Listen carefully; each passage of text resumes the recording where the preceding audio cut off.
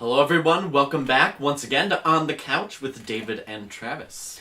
And this was, again, if you haven't tell, we're watching Neon Genesis Evangelion. This is episode 8, Asuka Strikes. How'd you feel about this episode? Well, I think there's a lot of sort of things going on in my mind with this right now. I think this is... if this was sort of a different show, I would say 8 episodes in, we should be a little bit further. But knowing everything that happens and having seen this before, I feel like we are at a perfect spot right now for me. I feel like this is a good place to be because we're sort of getting in a rhythm. And I think that sort of pays into that sort of deceptively simple idea I had before, where it is going to really be a monster of the week type thing. Something happens, we have an angel, we have a creative way, sometimes less creative way to solve it. But also, as we saw with the last episode of this zone, we're getting little tidbits of a greater narrative going on here. Yeah. And they're going to keep feeding us a little bit more and a little bit more. I think if you were just watching this, you didn't know anything, you weren't talking to anyone, you would not think a whole lot about it because there's really not that much there right now. But I think these sort of almost somewhat repetitive stories combined with these little extra pieces are a great piece. I think I'm going to officially say we're in sort of like the second act at this point. We're past the introductory phase. We have all our main characters. We even have all our secondary characters. We have Asuka, Rei, Shinji, Masato. And secondary, we have Gendo, Ritsuko, Fuyutsuki, and then now we are also introduced in this episode to Kaji, who's an important part. So, and I mean, I'm just talking scope, grander narrative. We can get into more details, but what did you think? I thought it was fun. I like Asuka so far. And Kaji is an interesting character that I'm interested to see more about. Again, it's... Maybe I am just so, like, biased because I really like this. But I love a mystery. I really love things with mysteries. I like Gravity Falls. I like this. I like Sherlock. I know that's kind of like a thing you're not supposed to like. But I like being surprised and I keep guessing. And I like it when we have these characters like Rei, like Kaji, like Gendo, where, what's going on there? We have no idea. Well, I like Kaji and Gendo more because they're actually doing something. Well, we'll come back to that thought. But it is kind of strange. I guess it works for who he is, but it's kind of strange that we're at episode 8. Here's Kaji. Oh, it's Kaji. We know he's got a history of Masato. We know he has something important going on with Gendo, the Human Instrumentality Project, which is just a name at this point. We have no idea what that means, what that entails. But we see like this little fetus-like thing that he calls Adam. It's very much supposed to be a fetus. Adam, again, it's a little bit better example of the religious stuff because it's supposed to be the first human, apparently, and that makes sense. Adam, it makes a little more sense than just throwing the tree of life in the background or chakra symbols like this show does sometimes, or just random crosses. Yeah. So good on that, but it also seems like we really have no idea what his role is. Like we don't really know. I think it's supposed to be implied that he works for Nerve, but I don't know if he's like a special agent or what the situation is. There's no like specific like this is who he is. We just know that he's a higher up, and obviously he is high enough in the company, or at least in Gendo's eyes, to be able to participate in this project. And weirdly enough, people know who he is. Masato has a history with him. Yeah. And there's some, I don't want to say funny, but there's some jokes with that. They aren't particularly humorous, but I think it's important for later things. I was wondering what you thought, because I thought this was going to be one of the first things you bring up. They really sort of push when Shinji and Asuka are in the machine, or when she's changing, they push like those like awkward, perverse moments here. And you talked about it a lot when we had that Rei episode, and I think it's at this point watching it right now meant, again, deceptively to be played a little bit more straight than that. So what did you think of that? Because they really hammer it almost like every other time they talk. It's like, hey, are you touching my butt? Are you leaning on my crotch? It's like that kind of thing. They're really pushing it. I'm not sure how I feel about it right now. I don't think it's the worst thing ever, but if it were just like a normal show, I would consider it to be like lazy writing. Whereas like, a boy and a girl are getting close to each other, that means sexual things, so better not be sexual things happening. Like, I don't know, that's just a mark of lazy writing to me. So, but it might change Yeah.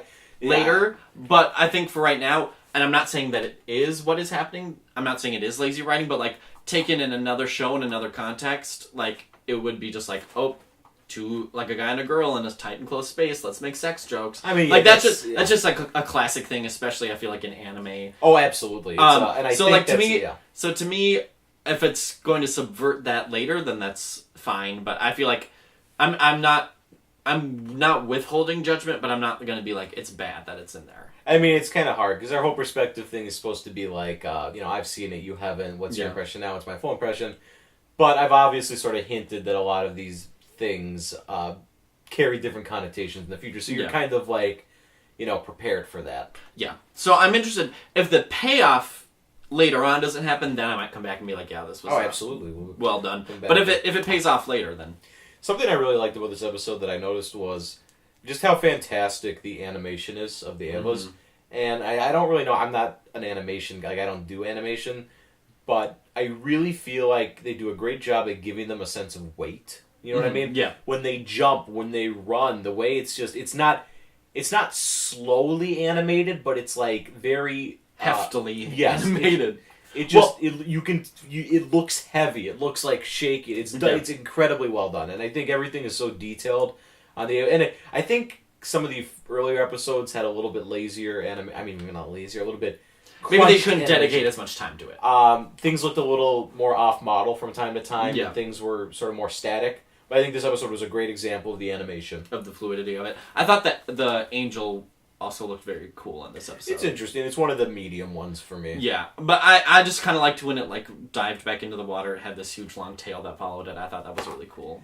It is an interesting sort of twist here. I guess it's not really a twist, but in the end, which is something you don't really see in a show like this or many of its contemporaries, at the end of the day, it was the military that destroyed this thing. Yeah.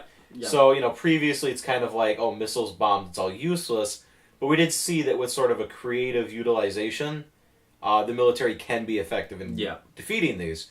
Which I think is an important thing, because if the Evas are too invincible, I feel like there's sort of a lack of suspense. And this isn't the most suspenseful episode ever. It's better than the last one. But at no point do you feel like, like Asuka and Shinji are going to die. They're not going to kill this character they just introduced that's obviously very important. They're obviously not going to kill Shinji. And, character death isn't the only way to, get suspense. But with television, the way it's written, even in the 90s and today, that is sort of the big sort of crux. Yeah. I don't know a good word, Well, I like Game of Thrones. They built an empire of a TV show on who's going to die this week. Oh, Game of Thrones. I mean? Oh, you go back. Sopranos was the first one to do that. Sopranos was the first one to say, we're going to take a main character and out of nowhere just kill them. And that's late 90s. So that's way before Game. I guess the books for Game of Thrones are out around then, but I don't know. Well, and just like Sopranos was the first prestige TV show, whatever. And Walking Dead, all these shows, it's almost kind of exploitative to the audience, but I love it. I like it. That we can. That's a whole nother can of worms we can talk about. Yeah, in terms of lazy writing, but no. I mean, obviously you can kill characters poorly. Yeah. And it happens. You want to talk about The Good Wife? That's I think Travis watches The Good Wife. I do, and that's one of the worst character deaths ever in television.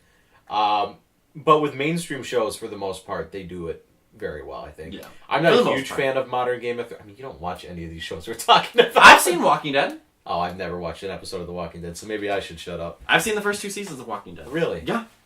Is it good? No. Yeah, I don't like zombies. I can't get anything with zombies, really. I watched it because my roommate was watching it while I was in, of course, the dorms. So. And that's where you were watching the Cleveland show. Yeah. So, no, I think I'm not a huge fan of the Game of Thrones TV show, but I think they do it very well. But no, it's just like at no point do you feel like, I mean, we're not going to lose an Eva unit at this point. We're not going to.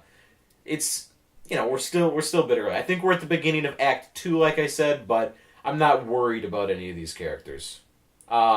We did sort of, just some other things to talk about they wrote. The big thing is this is the introduction to Asuka, which we talked about, and I think we don't get that much character here. We sort of get, she's bossy, she's up front. But I think what the great thing is between the 3 pilots, Rei, Shinji, and Asuka, you just get this great counterpoint in terms of personality and style. I like Asuka a little more because Rei and Shinji are I feel like more similar than Shinji and Asuka are.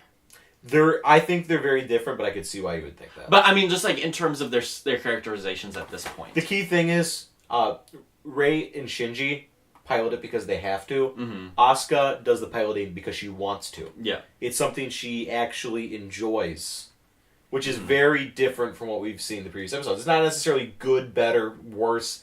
Different motivation. It's just very different, and it's interesting to have that, especially when we get conversations between the three, because it's such a foreign idea, because we spent all this time with Shinji, I hate this is my cross, this is my burden, and then Asuka comes in, this is my passion. Mm-hmm. It's just a great counterpoint. Yeah.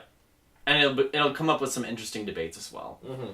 As in the role of the individual in terms of war and fighting. Yeah, yes, we'll come back to that. So one more thing I did want to bring up about this episode is I hate Asuka's theme. It's terrible. Yeah. I don't get it. It's like, I don't know. Like tonally, it's kind of like the it's intro. rockabilly country music. It's nothing like the intro. No, I'd say tonally, like, it's different from the rest of the show, kind of like how the intro tonally is sometimes different than the rest of the show. I just feel like, I mean, what I imagine in my brain is they use this sort of like music, mm-hmm. like, you know, if it was an American, because they're Japanese, let's make fun of Americans, whatever, I get it.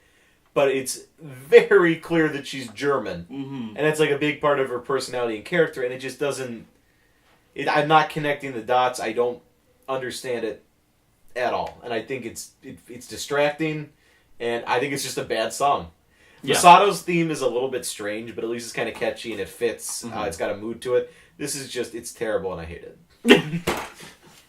So hopefully next episode won't be terrible and you won't hate it. Yeah, we'll see. I can't remember at all what comes next. Yeah, so between 9 and like 14 is kind of a blur to me. Mm. Once we get to 15, though, that's when I sort of know every beat we're going to get to. Yeah. So we'll come up next time at episode 9.